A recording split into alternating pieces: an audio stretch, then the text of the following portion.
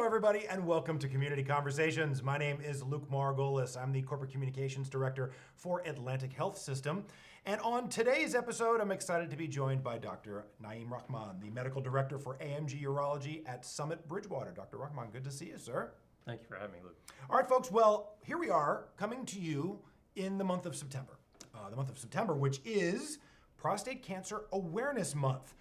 So if you didn't see the title of this link before you clicked on it, we'll give it away to you right now. Today we are going to be discussing prostate cancer and the information you need to know as patients and some of the ways Dr. Rahman and the team here at Atlantic Health System are helping patients with prostate cancer. So little housekeeping before we jump in, just to let folks know, you can see all of our community conversations by subscribing to our YouTube channel, which I certainly hope you do, because it's not just these, but all of the amazing content our team puts out here will be available to you that way. But you can also go to our website, atlantichealth.org, where in addition to all the other amazing information, you can find links to this show and all the other ones we've done. And we've done about 40 of these now, covering all kinds of different topics. So be sure to check that out. All right, with all that having been said, let's jump into it. Great. Prostate Cancer Awareness Month. I think let's start at a high level and then we'll drill down as we go. What are some of the sort of the top line takeaways? What are some of the things you want people to think about when we enter into a ceremonial month like this? I think the biggest thing is that it's very prevalent. I mean, it's the most common solid organ cancer in men, and the numbers are just getting bigger every year. Wow. Each year, there's well over 200,000 men in the United States that get diagnosed. This year, they're predicting about 290,000 men being diagnosed with prostate cancer. 10 years ago, it was about 210,000. So the numbers seem to be going up. It's more and more prevalent. It's very common, and it's very treatable. So I think having that combination is important, which lends itself to say that if you screen for this earlier, you're going to probably have better outcomes. So I think the take-home message is that this is common.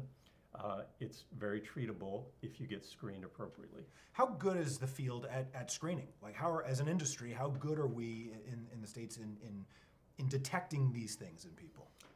We're very good because we have excellent tools, and the principal tool is the PSA test. In fact, some would argue we're almost too good, and there was some pushback maybe 5 to 10 years ago, and maybe still a little bit, that perhaps we're detecting cancer at a higher rate than we need to, because some of these cancers may never harm the patient, but we may be introducing some harm by diagnosing and treating things that may not be potentially harmful. There's probably a little bit of a grain of truth in that, but on the whole, urologists and I think most people who are experts in prostate cancer feel that we could probably parse through those patients that have a lower risk once they're diagnosed and not necessarily treat those, and we still want to find those patients that we can help. They really need our help. They are very treatable, very curable, and there may be a subset that may not need treatment, but knowing that ahead of time is very difficult. So a broad screening strategy is still very important. So you said PSA, prostate specific antigen. That's the principal way that we, as well as nations throughout the world, diagnose prostate cancer. Is that through a urinalysis or a physical examination? What goes into that? It's a blood test that can be ordered usually by your primary care doctor. So pretty easy to do, right? No reason why folks would need to be afraid of going through a test like that or anything along those lines. Exactly, very easy. One of the things because we've had a number of conversations with oncologists and folks who are in the cancer space on this program before, and we try to talk about things like how can people know what to expect, right? What predisposition for these kinds of things? Is there any evidence that gives folks some intel on what they can expect as they age? Is family history a big deal? What are some things people need to keep in mind when they think about this? So family history is super important. So if you have a family history of prostate cancer, particularly in what we call a first degree relative, i.e. father or brother, your risks increase. If you have multiple first degree relatives, a couple of brothers that have had prostate cancer, and we see these patients, your risks increase proportionately. But it's not just prostate cancer. If you have a history of breast cancer, there's definitely a correlation between breast cancer and prostate cancer linking in families. There's other cancers that can be linked in, pancreatic, melanoma. A lot of these cancers can cluster in families. So it's not just your prostate cancer history, it's broadly, is there a cancer history? That will certainly increase your risk. The other big thing is ethnic group. We know men of African heritage have a higher risk for prostate cancer, and that's globally, certainly in the United States as well. And we also know that they tend to have a higher rate of mortality from prostate cancer. So that is considered another high-risk population. So we would want these men to be screened at an earlier stage as well. So I think family history, ethnic group are big. And then broadly speaking, as you get older, your risk will also increase. So as one ages, one needs to start thinking about getting screened for prostate cancer. When do you want folks doing that? Well, different organizations have different recommendations. I think as a general population, most people would say start around age 50 unless you have a family history of prostate cancer, then you want to start earlier. Or if you're an African American, you probably want to start earlier, like in your 40s. More and more, there's data that if you start in your 40s, it's actually a very powerful tool. Getting a PSA in your 40s helps to predict cancer much, much later in life. In fact, there's some data that knowing what your baseline PSA at the very start is even more powerful than family history and ethnic background. And I can just tell you what I did for myself and what other urologists I know do. And I started when I was 40. Now, that's not a national guideline. But honestly, if you speak to most urologists who are on the field that are male, most of them have started early as well. Jump on it. Yeah, I know my brother's a urologist. I know he started early. Many, many friends are urologists of mine, colleagues. Most urologists probably will start in their 40s just because there is an advantage to know what your risk is early on. And we always we've seen cases where the cancer has been super aggressive, and knowing earlier is always better. No, just power, folks. We may have some folks out there saying, well, I don't have a urologist. Well, if you're looking for one, or if you need those types of connections, maybe you even need a primary care physician. Go to our website, atlantichealth.org, the Find a Doc tab at the top. You can search by specialty, geography, spoken language, anything you want, and that can help you find somebody for you to consult with and help get this testing done so you can stay ahead of it as we're talking about here. Okay, so let's jump ahead and assume person X, whoever, has been diagnosed. What happens now?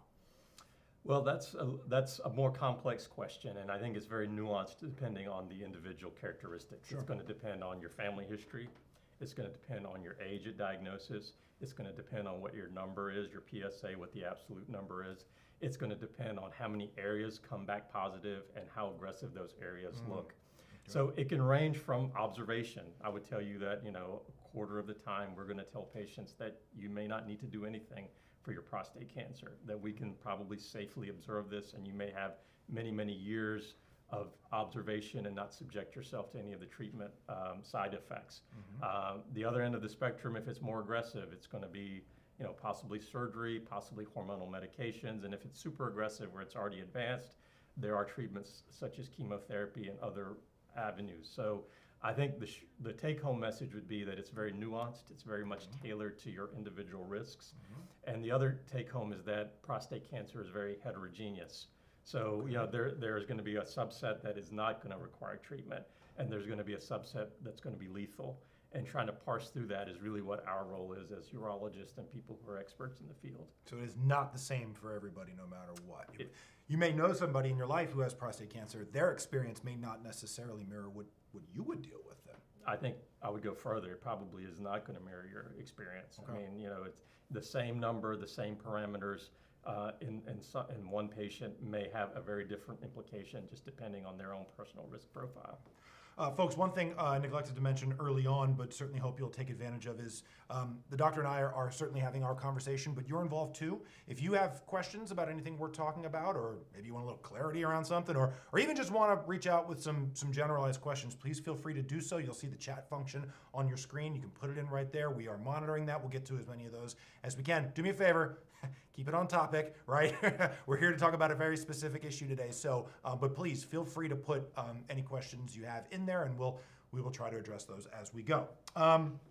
Let's talk a little bit about some of the improvements we've seen over time, because I think often people find reassurance in knowing that maybe their grandfather had a certain incident, and while his circumstance may not be identical, the treatment he went through was significant on his quality of life. How different are we now versus where we were years ago? And talk a little bit about the progression we've seen in care, and whether that's care we provide here or just in general. I think that's a great point. So I touched on a little bit of the development is that we're probably able to decide with a lot more certainty who doesn't need treatment. Right. And maybe 40 years ago, everybody got lumped into treatment, and maybe some of these patients didn't need treatment.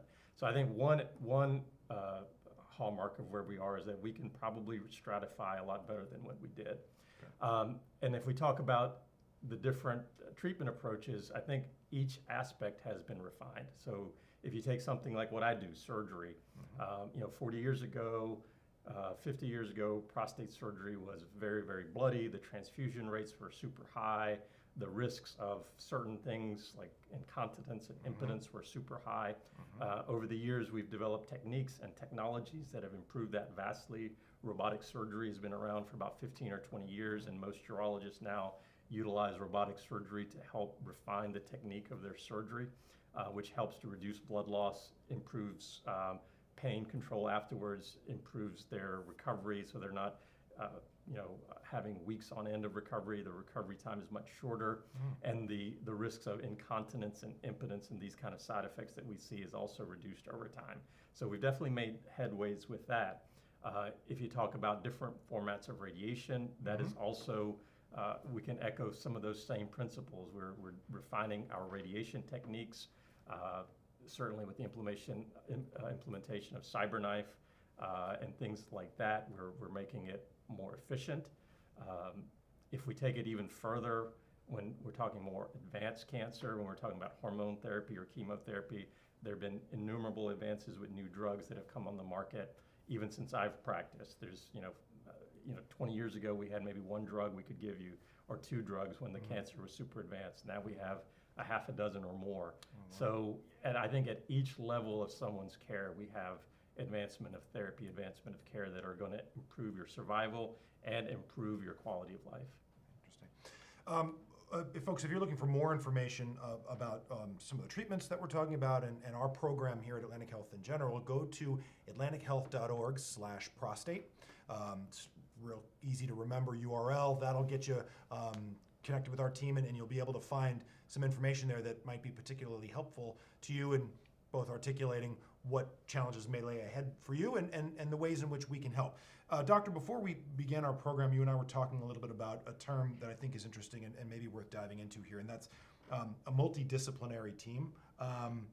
It's something I've talked about on other shows and in other capacities, but I'm curious, how do you see, or what does our multidisciplinary team consist of, and why is structuring the team that way of value to patients as we try to help them?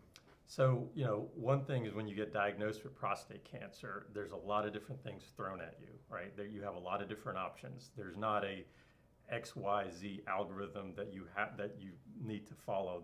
You'll get opinions regarding radiation, you'll get opinions regarding surgery and hormones, and it can be kind of a maze.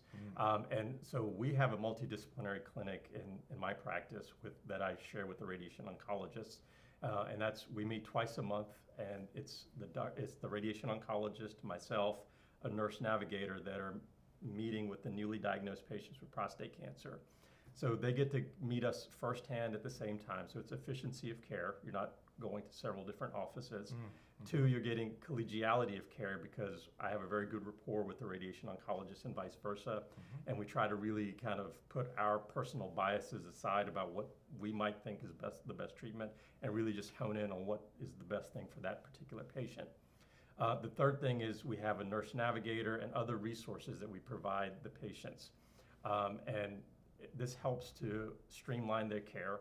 They get the personal number for the nurse navigator, so that bypasses a lot of things like being put on hold for different studies and other things that sometimes can be frustrating in the medical system. So I think what we're doing is giving them resources to streamline their care, to give them what we think is the best possible opinion at one setting, and hopefully with that, the information, they can come up with what's the best treatment for them. Making healthy easier, as we try to do. Remember, folks, if you got any questions about anything we're talking about, please feel free to put them into the chat. We always try to empower people with information that they can use to better themselves as well. And I'm wondering, if you had any thoughts around, lifestyle things, is there anything people can do to maintain prostate health? Are there, whether it's cancer or just urologic issues in general, what do you recommend for people to do, for men to do in their lives to try to stay healthy and push off any challenges that might come their way? So one thing is, a lot of this is not in your control, right? We already talked about genetics and things like that. So I always tell, like, a lot of times we'll give this diagnosis to men who are super healthy. They're really taking good care of themselves, and they almost feel guilty that, hey, what did I do? What did I miss? What did I miss? I take care of myself. I go to the doctor. I eat healthy. I work out. So I think one component is always to remember there's only so much you can control. The flip side of this is that across the board, we are seeing increases in cancer diagnosis. I started the conversation by saying we're seeing increases in numbers for prostate cancer year over year. That's not just true for prostate. That's true for almost every cancer that you can talk about here in the U.S. So there's probably something in our environment that is pushing that, and whether it's our lifestyle choices for food and diet and exercise or stress or sleep. There are probably variables here that are probably contributing. It's like so many other things. Just exercise the golden rule of moderation, right? So be mindful of your diet, of your health, of your blood pressure, of your diabetes risk. Make sure you're getting exercise. Make sure you're socially engaged with your family, with your community. All these things are part of good health that I think need to be emphasized across the board. So I think broadly speaking, just do the things that your primary care doctor tells you. Eat a heart healthy diet. They usually say heart healthy is prostate friendly. So that's usually a good catchphrase. Like, think about what your doctor tells you for your heart. Keep your saturated fats low. Keep your animal protein levels lower. In general, probably becoming more of a plant-based eater as you get older is probably a smarter idea. I'm not saying you have to become a vegan or vegetarian, but just kind of transition slowly into those kind of things. There's ample data that that's helpful for longevity.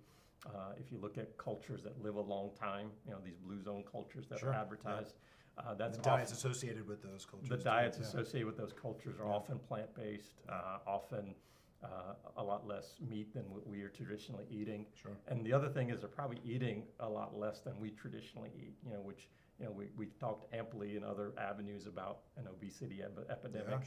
So part of that is also, what are the proportions that we're eating relative to other places that are healthier? Easier said than done sometimes. Heart healthy is prostate friendly. Yeah. We should get bumper stickers or something like that. That's a good one. I like that. Maybe I should TM that. Exactly. All right. We are coming down the home stretch. We're almost out of time. Just the PSA test. Who orders that for you? How do you get that? What's step one if you're a guy sitting at home watching this wondering, all right, good advice. I got to get on this. What do I do? It's usually ordered by your primary care. Go to your primary care. Go to your primary care. And I think particularly if you're having some symptoms that you're not sure of, right? So I think in general, we talked broadly about screening and the blood test, but there may be some early symptoms that are also associated with prostate cancer. If you're having some urinary concerns, some discomfort with urination, getting up a little bit more at night, it's probably not cancer, but like if you're having any general concerns, talk to your primary care.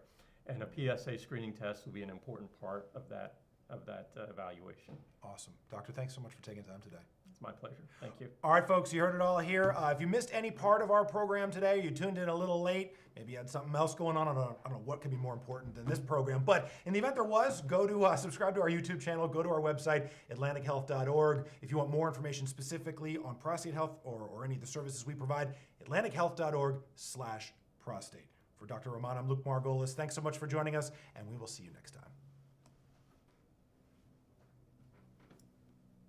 So the